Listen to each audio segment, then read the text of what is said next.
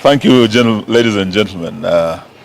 As you know, today was a day set aside for public participation on the impeachment of the Deputy President. I think a lot of time and money has been spent on what we think was totally unnecessary. When you look at what this country is going through, parents are unable to take their children to college, families are unable to put food on the table. We have challenges in hospitals where people are being told to give cash before they are treated, including patients who are undergoing dialysis, and they have been turned away. The country is in a serious crisis, and these are matters that should be taking our focus and our attention as a nation, not a public participation exercise over some power play in the ruling coalition. It is a sad day for Kenya. But what is even sadder is the violence that has accompanied this process. And this violence has been seen across the country. We've seen it in Kiambu, where our client, Governor Waititu, was, and up to now we do not know what happened to him, but we do know there was violence there. And not just in Kiambu, in Nyeri, the entire Mount Kenya and other parts of the country. But what really has gotten the attention of the nation is the violence at Bomas, where our client, Morara, was seen being attacked from all corners. We saw seats, and we are talking of metallic seats being thrown at him, and he was hit. In fact, we saw him getting attacked on live television, and we want to thank Citizen and the other media houses that covered it. We do know that he's not well, and that is why he has not come to court. We want to thank the court for the indulgence they have extended to us as his legal team, to note that indeed, because of the violence, our client has been injured and is undergoing treatment at the Nairobi hospital as we speak. We must condemn this ugly head of violence that is being reared in our country. And we have seen this in post-election violence, in terms of pre-election violence, and we blame this totally on the president and his ruling coalition that has subjected the country to an unnecessary process that was not really a priority. There are many priorities that many Kenyans are looking at. Removing Rigathi Gachagua is not a priority for ordinary Kenyans who are suffering, and we should not have subjected the country to this wastage of time, wastage of resources. When we have no money to give to our counties, 5 months, counties have not been paid. We have no money to pay our teachers, we have no money to pay our interns, and here we are splashing and wasting money on an unnecessary process of public participation that will not help the country. It is a sad day for this country. Thank you.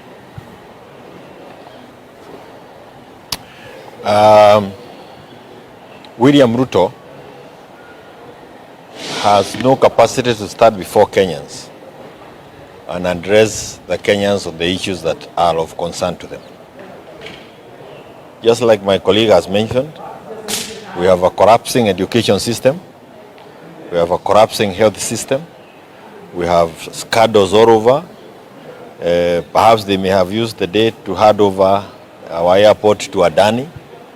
We have scandals now in the judiciary, and there was no reason as to why we should have continued with this process of impeachment if it is not a diversionary tactic that is being used by William Ruto. Unfortunately, again, we have seen the level of violence across the country, and called for, including attacking a young man in the name of Morala just because he showed up at the Bomas.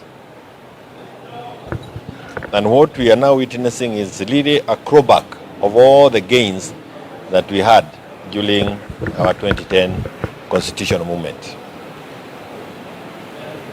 We saw this during the 2007 difficulties that we had in the country. It started this way, slowly, violence before elections, that ended up with election violence, where we lost over 1,300 people. William Ruto has set this country again on the long path. He is setting up one community against another.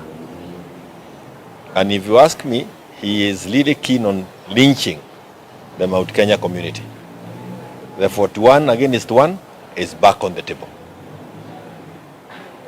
It's a desire that he had before he ran for elections. He is now actualizing it. And for the avoidance of doubt, in the event that that seat becomes vacant, I hold the view that we don't need it in Mount Kenya. Apeleke kwingineko. He should not use it to cause that animosity between communities. Let him take it elsewhere. And finally, for individuals like Kidiki, they must also see the whole plan. Once they are done with Rigi, it will be him.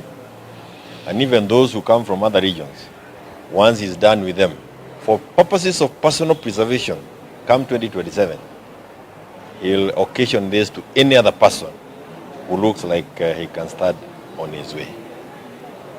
It's unfortunate that we have lost Parliament, and we have no other institution that we can learn to when these matters are before us. But we hope that Kenyans can hold together until that time. We are able to set this whole system home. If you ask me, are we ready? Yeah, so it's sad about what happened to Morara today with regards to the violence that was meted against him with the political thugs and goons who are planned and put at bombers go and attack and hurt our leader, the party leader of the Inject Party, Morara Kibaso. He was admitted in hospital. I saw him in hospital. He was badly and severely injured. He was hurt. If you could see him, you wouldn't wish it on your enemies. And it's sad and unfortunate, but we will emerge stronger, and he will emerge stronger, and the movement will emerge stronger. Other than that, I rushed to court because there was a ruling that was coming up today for Morara at 2 p.m. where the magistrate saw the charges that were preferred by the DPP, to which cyber harassment, were defective. So as we speak right now, Morara has been discharged. He has been let free. The bail has been returned to him. The court has ordered that the bail be returned to him, and he is a free man. He is a free citizen. The hogwash charges that were preferred against him by the DPP in cahoot with the police officers, they have been quashed, and I'm happy to tell all Kenyans that Morara has been let free and he's okay. He's okay. Na kwa habari ya kutimuliwa kwa Gachagua, mimi kama George niko na maoni tofauti sana. Mimi siungi serikali iliyopo mkono kwa kusema Gachagua atimuliwe kwa mambo ambayo yamewekelewa, ambayo yametamkwa kumuhusu. Mtu wa kwanza ambaye angelifaa kujiweka katika orodha ya kutimuliwa ni Mheshimiwa Rais Ruto mwenyewe. Jinsi amepanga serikali. Wanaposema Gachagua ni mfisadi, Gachagua ni mkabila, basi Ruto ni mkabila kuliko mtu yote Kenya. Ma-PS wote amewekea mawaziri ni wakale. Sasa mimi nashangaa kama ni mtu wa kuenda, si ni Ruto akwe wa kwanza jamani? Our opinion of course ijamata. In all opinion polls inaonyeshwa mind ya wananchi iko wapi, na iko very parallel to what our representatives wanaonyesha ama wabunge wetu. Kwa hivyo mi hata nikiongelea kuhusu ubanduzi wa naibu wa rais, I know it's their script, they know what's going to happen, na hata opinion yangu sahi haimata. Mi chenye najua ni kama rais anabandua naibu wake, aanguke nayo, abanduke na pamoja na yeye, sababu kama ni ofisi ya naibu rais imefeli, kumaanisha ile ambayo iko juu ya uongozi ni ya rais. Kenyans understand that even right now as we are sitting, we have no trust with our parliament. we have no trust with our parliament. If we are told to go and do public participation about the parliament of Kenya, I'm telling you they'll be surprised. So no wonder we are not scared that anybody can take anything to. In fact, somebody was saying that Manzo was saying we impeach the president. That's a dream, a dream. So if somebody will take such a thing to impeach Gachagua, it's also a big dream. And something is happening that if you are not for us, then you belong there. They are dividing the country into two. And remember, Gachagua said, my people what will my people say if I'm impeached? What will my people say? Gachagua has got people. Ruto has got people. I think the best way was to go the church way, reconcile for the better part of Kenyans. Serikali lazima ipeane kipaumbele mambo yenye yanahusikana na wananchi wa Kenya. Kuna mambo mengi yanaathiri taifa letu la Kenya. Kuna swala la ufadhili wa vyuo vikuu, kuna hili swala la adani, kuna hili swala la gharama ya maisha, kuna hili swala la kubadilisha hii bima ya matibabu kutoka NHIF mpaka SHA. Sisi tunaona ya kwamba mambo haya ndio mambo yenye serikali ya Kenya, taifa letu linafaa liwape kipaumbele. Kwa kimombo wanasema we have that getting our priorities right. Walipita kwa sababu ya pesa ya huyu mtu anaitwa Gachagua. Na sisi tulikuwa tumeonya watu kuhusu hii serikali ya UDA. Hii serikali ya UDA ilikuwa share wameweka ndani na Gachagua ndiye aliweka hiyo pesa, ndio wabunge wengine hata wakapata kupita. Mtu kama Didmas anasema anaenda kulidi kutoa Gachagua na ajui pesa ya Gachagua ndio ilimweka kwa hiyo kiti. So mimi kama opposition leader, na mimi nasema ya kwamba tena hata ukimbichi Gachagua, Kenya Ruto hata perform. Kwa sababu walisema siku 100 watafanya vitu fulani. Sikapita hawakufanya. Wakasema mwaka mmoja ikaisha, wakasema tuwapee ingine. Imeisha saa hii 2. Saa hii wanasema ati 3. Sasa tumeamua tuwapee 5 waende wote na Gachagua ikifika 2027. Watu wameamua kwa kauli moja. Kuna wale wamesema Ruto must go. Majority wamesema Gachagua aende nyumbani. Sasa tunasema Gachagua aende kwa sababu amekosa respect kwa rais wa Jamhuri wa Kenya. Sisi hapa kama vijana kwa kauli moja tunataka nchi iwe na amani, kuwe na heshima ili tuone maendeleo kwa miaka ambayo imesalia. Hao watu walichaguliwa wakiwa wawili. So kama ni kwenda nyumbani waende wote. Lakini mimi nilikuwa ninaona sababu saa hizi tukisema ati huyu aende nyumbani huyu asibaki, sisi tutapata shida. Hao watu kama tunaweza pata mediator, hao watu wakae chini wajaribu kusolve tofauti yao, itakuwa mzuri. Hii kukosana yao ni kwa ajili ya kutogawana rasilimali ya Kenya kwa usawa. Ninajua kuna wale ambao wanataka kuibia Kenya na venye walitaka kuibia Kenya, lakini ugawi wa rasilimali ikawa ni tofauti. Sasa ikawa wamelemea mtu mmoja aende nyumbani. Lakini mimi nasema hivi, hawa watu wote wangeenda nyumbani sababu uongozi wa Kenya umedhoofika zaidi. Hawa watu wote wangeenda tu nyumbani. Wingi wa watu tumesema ya kwamba watu walichaguliwa wawili. Kwa hivyo wote waende nyumbani. Nataka election ianze kuanzia mpaka chini. Kwa sababu hakuna mtu anasema huyu wangu ni mzuri, huyu wangu ni mbaya. Kila mtu anatetea mtu wake. Hata wabunge si wazuri, hata MCA si wazuri, hata hao marais na si wazuri. Kama wameamua ni election, hakuna kuimpeach, election ifanyike tu kuanzia juu mpaka chini. Raila kwenda kwa Ruto, hawezi patia Ruto kura yoyote kama yenye Central ilimpatia. Wana Central ni wa Kenya. Wakijiita wana mlima pia ni wa Kenya. Gachagua anatetea watu wao. Mbona Musalia Mudavadi asikuja kutetea watu wa Western? Mbona tangu nasema kutetea watu wa huko? Mtu ambaye alikuwa anatetea hapa ni Cleophas Malala, Musalia alifinya. Wetangula akafinya. Sasa Gachagua huyu ameambia Ruto asikize ground ni mbaya. Wanasema Gachagua ni mkabila. Sisi tunasema hivi, kama Gachagua ataenda, Ruto unajidunga kidole. Kama Gachagua utaenda, Ruto umewekewa mtego na watu wa Azimio. Nao wako chini ya maneno. Wameshindwa kutoa.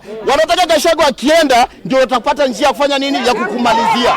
Wembe ule Ruto alikuwa anatumia kunyoa nayo uhuru, ndio hiyo wembe inatumika kwake saa hii. Na nataka niseme isifike, ndio wao wanasema ni heri mwisho wa jambo kuliko mwanzo. Mwanzo kweli Gachagua alionekana akiwa na ukabila kidogo, si ni kweli? Lakini ikafika mahali ile kitu inafanya Gachagua kusulubiwa ni hii. Wakati Gachagua anaambia Ruto mara kwa mara, soma ground, soma mood ya wananchi, wananchi wanataka nini, hiyo ndio inafanya waone ya kwamba Gachagua ni mbaya. Vitu vingi ambavyo vinafaa vipewe priority. Hapa Kenya saa hizi unasikia kwamba uwanja ndege imewekwa kwa mnada. Unasikia kuna hii mambo ya KenChange. Unasikia NHIF wanataka eti yote ipatilishwe.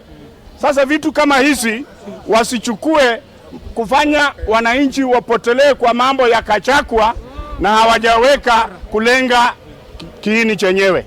Wakenya tunaumia. Hata kama Ruto ni mbaya, kelele imekuwa mingi Kenya. Watu wa mlima. Nyanza hakuna watu.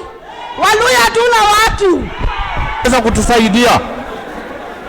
Rais mwenye tuko naye, kwa rais mwenye alikuwa yeye akiwa naibu wa rais, alikuwa na wembe ya kumsumbua. Na pia huyu lazima amsumbue, na wanasumbuana kwa haki. Wanakula sisi watoko. Sisi tunasema ikiwa ni kwenda, rais aanze, naibu wake afuate.